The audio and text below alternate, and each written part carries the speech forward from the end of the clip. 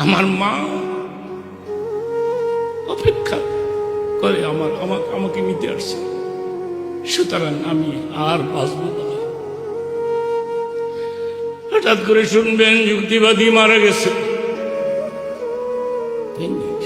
100 বছরও মানুষও আসেনি। ইদানিং স্বপ্নে দেখি আমার বাবা আসছে আমাকে নিতে, আমার মা দরজায় দাঁড়ায় গেছে।